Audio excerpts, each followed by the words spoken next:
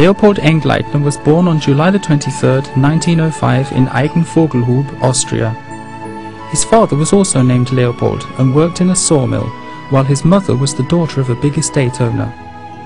Engleitner spent his childhood in Pfandl, a small village in the rural district community of Bad Ischl. He started work as a farmhand while still at a very young age, after which he was employed in many different jobs as a labourer. He then worked for the road construction department in Bad Ischl, starting at the beginning of the 50s, until his retirement in 1969. In 1949, Leopold Engleitner married Theresia Kurz, who had been left with 2 small children when her first husband had abandoned them. Together with his wife and adopted daughter Ida, Engleitner lived in Weinbach, a village in the rural district community of St. Wolfgang in the Salzkammergut. For 7 years, Leopold Engleitner lovingly and unselfishly cared for his wife Theresia, who suffered from acute diabetes, right until her death in 1981. Since then, he has been living by himself, but is still going strong, even doing most of the housework himself.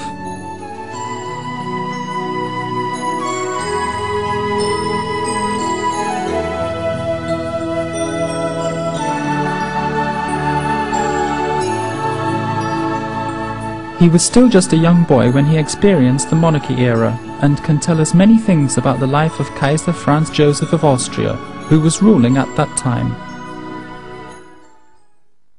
At the end of his summer vacation in Bad Ischl, the Kaiser wanted to see all the school children of the village. We, the children, had to line up in front of the train station up to the Kaiser's summer residence. On this occasion, I also noticed all the medals on his chest. Where he got them from, I have no idea, but it was a sight I found repellent, since I was not used to people making such a show and display of themselves.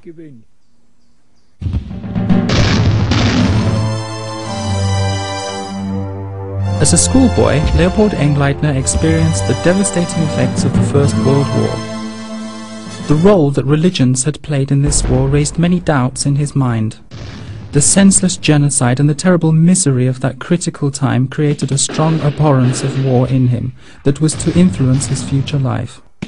Right after the war, on the breeding ground of the already weakened population, the Spanish flu killed about 20 million people worldwide. Engleitner also caught it, but survived after staying in bed with high fever for many weeks. For a long time, Engleitner suffered from the consequences of this malicious illness. Poverty prevailed everywhere, and because of that the 13-year-old boy was forced to work as a farmhand. Then, in the following years, he worked as a domestic servant for farmers and at construction sites regulating the riverbeds of mountain torrents. In the early 30s, he was unemployed.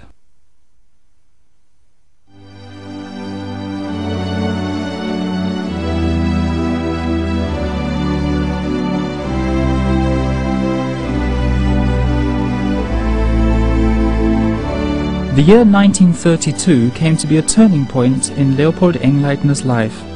It marked the beginning of the most important and most exciting part of it. As he wanted to leave the Catholic Church, however, he first had to show that he was courageous enough to go a different way. I went to the priest in Strobel and asked him for my certificate of baptism. "Are you applying for a government post?" he asked. "No," I said. "Do you want to get married?" "No," I replied. "Good heavens," he cried out. "What do you need it for then?" I answered, showing no emotion, "I want to resign my membership of the church." Laughing scornfully, the priest firmly said, "I'll never give you this document." I simply told him, "Either you give me my baptismal certificate, or I will get it with the help of the local authorities." He just threw me out. Therefore, I wrote a letter to the local government office in Gmunden, asking for its support to legalize my resignation from the Catholic Church. In May 1932, I was baptized as one of Jehovah's Witnesses. From one day to the next, I was the object of general contempt. Some even spat on my feet when passing by. Starting with his resignation from the Catholic Church, religious intolerance raised its ugly head again, and as all basic human rights were disregarded, he was severely persecuted from all sides. Then, in Bad Ischl on April 4, 1939, he was caught under the wheels of the merciless machinery of the cruel Hitler regime. On this evening he had joined some other Jehovah's Witnesses at the Rothaus house to celebrate the Last Supper. This came to an abrupt end. All of a sudden, we heard a knock on the window. I went to the door and asked, "What's up?" "Gestapo," was the answer. "What have we got to do with the Gestapo?" I said. "We are no criminals." "We'll show you what you are," the intruders shouted, stormed into the room and pushed me to the side. "Where are your watchtowers hidden?" they roared. I looked surprised. "But we don't have any watchtower magazines. We'd be glad if we had some, I tell you, but we haven't had any for a long time." They asked, "Then for what reason are you all assembled here together?" "We are commemorating the death of our Lord Jesus Christ." Surely that can't be forbidden, can it? After they confirmed that of course reading the Bible was not forbidden, they discussed for a while among themselves what to do and then said to us, if we were to view ourselves as an independent group which had nothing whatever to do with the Jehovah's Witnesses and without any compromise submit to Hitler, who was the Führer, they would abstain from arresting us. I simply told them, if that's the case, you have to ask the others also for their opinion. I can't speak for them, but I, for my part, can't agree to that. When no one agreed to that offer, 4 of them, including Leopold Engleitner, were taken away and confined in the district court in Bad Ischl at about 10:30 that evening. The official reason? Holding of a Bible discourse. After being questioned by the Gestapo in Linz the next day, Leopold Engleitner was transferred to the police detention house in Linz. He was then held in custody at the provincial prisons in Linz and Wels. They were shouting at us continually during the course of our interrogation, thinking that might scare us to death. Especially the topic of military service was brought up several times during our examination. In connection with that, the judge once turned to me and said, while shaking his head, "Engleitner, Engleitner, I'm warning you for the last time, if you continue to object to military service, then you already have both feet in the grave. Change your ways." I just said, if I've already got both feet in the grave just standing here, what on earth will it be like on the front lines? Or do they shoot with Swedes out there? At first he made ever such a stern face because of what I just said, but when he saw I wasn't very impressed, he started smiling.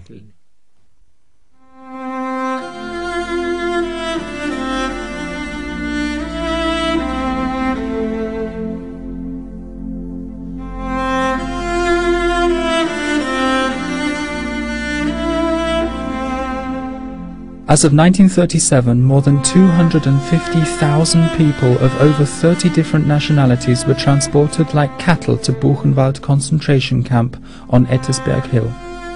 Under the most inhuman conditions, about 56,000 of them died in this horrific concentration camp. On Wednesday, October the 9th, 1939, Leopold Engleitner arrived at Weimar train station in Thuringia, Germany. It was late in the evening when he and the other detainees were ruthlessly squeezed into a prison lorry. They were then driven along what was called the Blood Road, which brought them to the Buchenwald camp. On arrival, the prisoners were herded along the Karachow Road and into the bunker, where they were exposed to the violence of the young bunker overseer Martin Sommer, a well-known tormentor and killer. 10 men were squashed together into one small prison cell. Afterwards, the overseer went through the bunker, stopping at each cell, bellowing at each one of us and wanting to know the reason why he had been brought to Buchenwald. And he also asked me. I said, "I'm one of Jehovah's Witnesses." He dragged me out of the cell, hitting me like mad. After that, the SS man Martin Sommer pushed him to the guardroom. In the guardroom, the overseer started asking me things I could never have answered to his satisfaction. Therefore, he forced me to lean over a bench and started beating me with a switch on my back and on my behind, using the thicker end while holding the rod at the thinner one. And because that didn't bring him any satisfaction either, he shouted in frustration, "I'll have to shoot you!" However, before doing this, he allowed me to write a card home to say goodbye to my parents. But every time I started writing, he knocked my elbow so that after a short while the card was full of scribbling. He shouted, "Look at this fool! He can't even write, but he can read the Bible?" Then, after he had slowly pulled out his pistol, so that I would have time to get really scared, he pressed it against my temple and said, "Now I'll pull the trigger." He then asked me, "Are you ready?" "Yes," I said. "Forget it," he snarled. "You're even too stupid to shoot."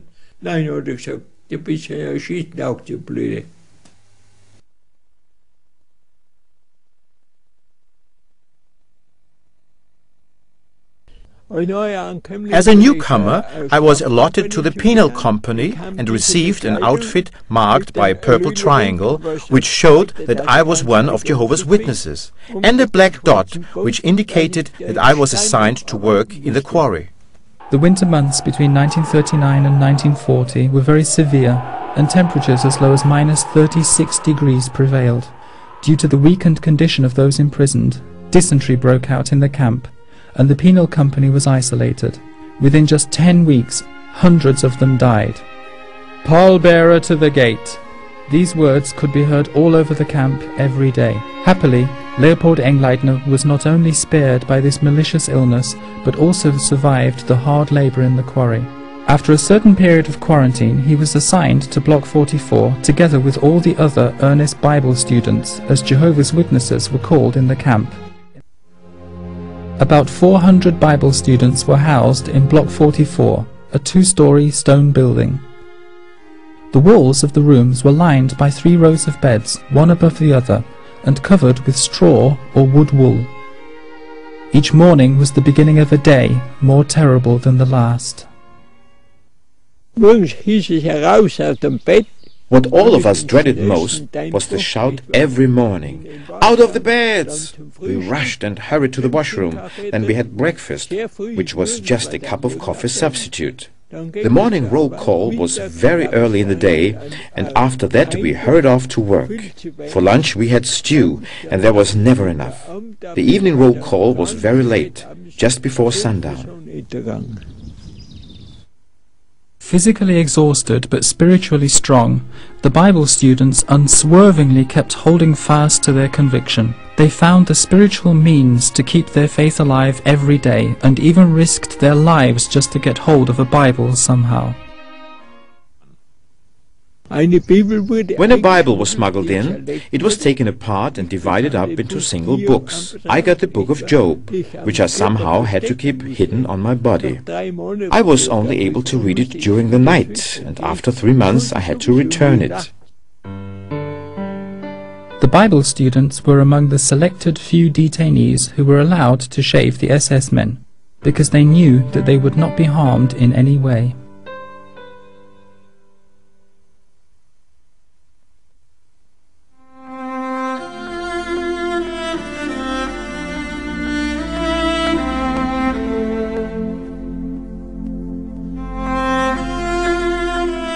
In March 1941, Leopold Engleitner, together with 90 other prisoners, was deported in a freight train to Niederhagen concentration camp in Wewelsburg.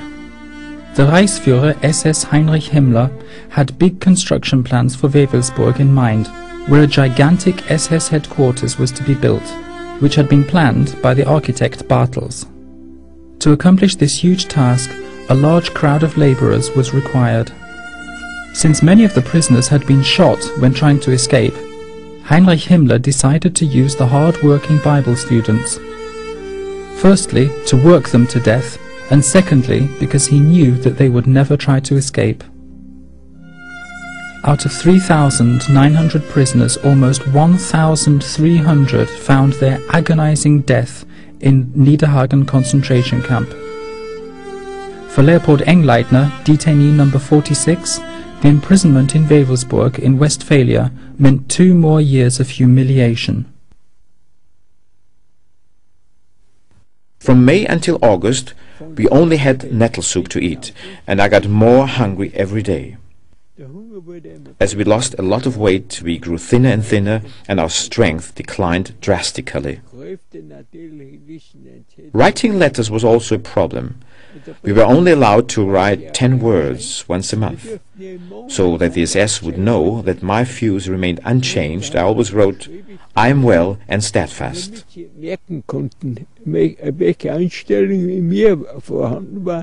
Ich bin gesund und tapfer. In the autumn of 1942, after a hard working day in the field, it was proposed to him that he could be released. His freedom seemed to be within reach. I was assigned to a small harvest unit again. It was evening when the leader of the unit told me that I had the chance to be released and could work for a peasant who desperately needed someone to lend him a hand. The next day I had to show up at the political section, where they told me that there was the possibility for me to be released. But on what condition? They wanted me to sign a declaration renouncing my beliefs. I said, "I'd like to work as a farmhand, but I can never sign this paper." With this declaration, the SS tried to entice the Bible students to renounce their faith. One signature and they would have been free again. But like Leopold Engleitner, most of them were not willing to pay the price. At Wewelsburg train station, where he had to pack tools, Leopold Engleitner again experienced the brutality of the SS on his own body. One day, on the way home, he had to join another working unit, and because he couldn't keep pace, a small gap had developed between him and the one walking in front. A guard noticed this, grew very angry, and brutally kicked him from behind with his boot, between the legs, into his abdomen. Leopold Engleitner doubled up in pain, then collapsed on the spot, unable to move. I couldn't walk anymore. The others had to carry me into the camp. At the evening roll call, I had to lie on the ground next to my fellow prisoners. Later I found out that the guard had crushed one of my testicles.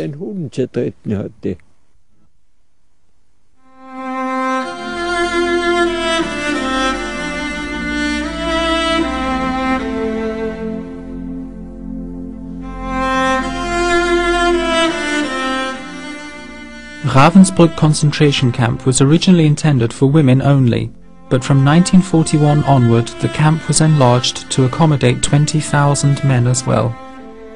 Altogether it had held 153,000 prisoners, tens of thousands of whom died. Leopold Engleitner was registered as detainee number 3523. He had seen many terrible things, but what awaited him there was beyond his worst fears. It was July 1943 when all of a sudden everything took a turn for the better for Leopold Engleitner. Without being forced to sign a declaration renouncing his faith, he was released and so escaped the murderous machinery alive. How was this possible? I was ordered to the guardroom where an SS man made me a proposition. "You can be released." "But without a signature," I interrupted him abruptly. "That's not necessary," he said. "You only have to put yourself under obligation to work solely in agriculture in the future." And this I was ready to do. Then I was introduced to the camp medical officer. He asked me, "You are still a Jehovah's Witness?" I said, "Jawohl, Herr Hauptsturmführer." "We are not allowed to release you then, are we?" he remarked. After staring at me for some time, he finally said, "But I tell you what, we are glad to get rid of such a wretched creature as you." In that he was right, since I was covered in ulcers and weighed only 28 kilos. After over 4 years of the most inhuman and brutal treatment, Leopold Engleitner returned home on July the 16th, 1943.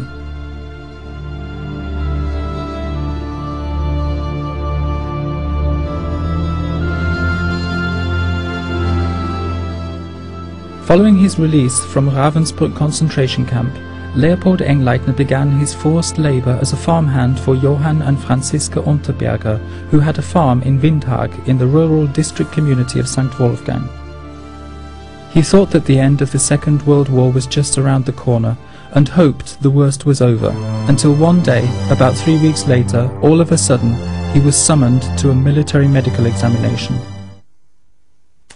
Then, on April the 17th, 1945, Leopold Engleitner received his call-up papers. Within 6 hours, he had to report to the headquarters in Krumau, Czechoslovakia. Since I was determined not to join this crazy war, I had no choice but to escape into the nearby mountain region.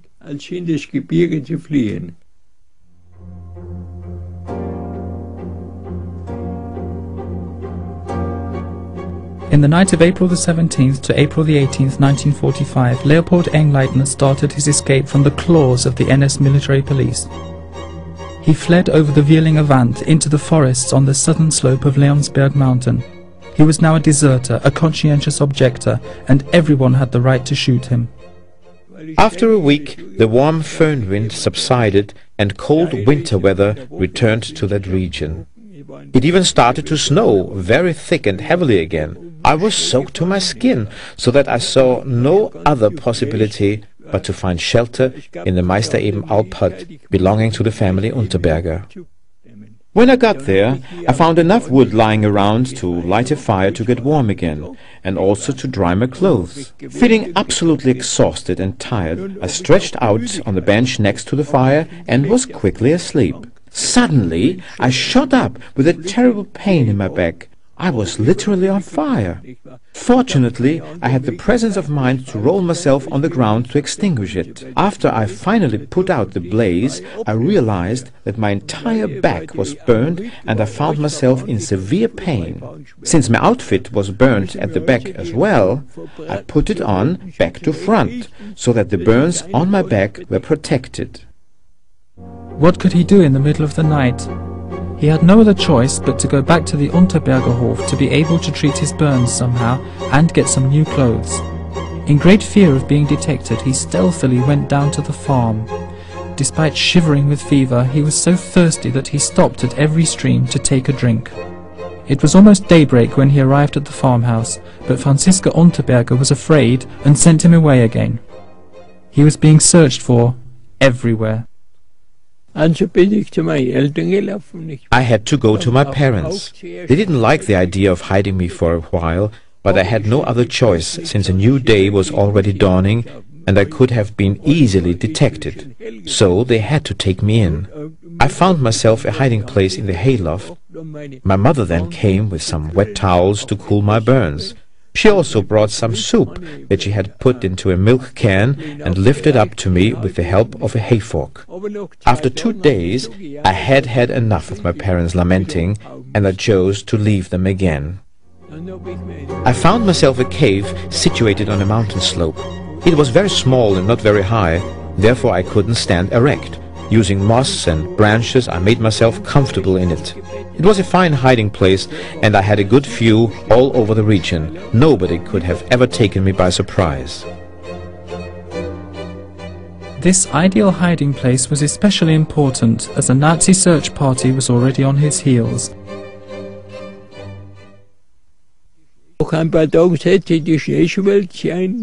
After some days, the warm wind returned and the new snow that covered the earth began to melt again. Bad for me, since the cave I was lodged in was made of limestone, where the water kept dripping through into the cave, and soon I was soaked to the skin. When I developed bad diarrhea as well, I had to move, because I would not have survived another night there in the cave. I had to go back to the Meistereben Alp hut. But the danger was not over yet. The NS search party was still searching for him. There were 3 Nazis together with the mountain guide Franz Kein, who knew the region like the back of his hand and was forced to show them the way. As a former workmate of Engleitner, he was familiar with his attitude, especially in connection with his rejection of military service. The scouts had already searched through all the huts and lodges in the neighborhood, but without success. Franz Kein, presuming that Engleitner was hiding at the Meistereben Alp hut, had so far managed to keep the Nazis away from it. Thick fog made it difficult for them to find their way, but with the use of a map the group came to Breitenberg Mountain, close to where Engleitner was hiding. Not far away from the hut, the leader stopped, looked at his map and said, "There must be another hut down there, the last one. We will pay it a visit." Now Cain had to protest. He said, "Now, with this fog, it is much too dangerous for me to climb down to that hut." The leader remarked, "If it is really that dangerous, then we will go down some other time." This was how Cain managed to divert the leader's attention away from the hut. If the Nazi had stuck to his plan to climb down to pay me a visit, it would have meant my arrest and certain death. A short time after this perilous situation for Engleitner, the German Reich capitulated. On May the 5th, 1945, it was no longer dangerous for Leopold Engleitner to return home. This adventurous escape had saved him from certain death, because at the base in Krumau, which he had to report to, there were no survivors after an attack by Czech troops. It really had paid off that he, Leopold Engleitner, even when threatened with death, had stuck to his principles. His way was different. He just said no, and could thus keep a clean conscience. Leopold Engleitner's life proves that it was possible to say a clear no to Hitler's regime of terror. 20th century history would surely have been written differently if more of his contemporaries had acted as courageously as Leopold Engleitner.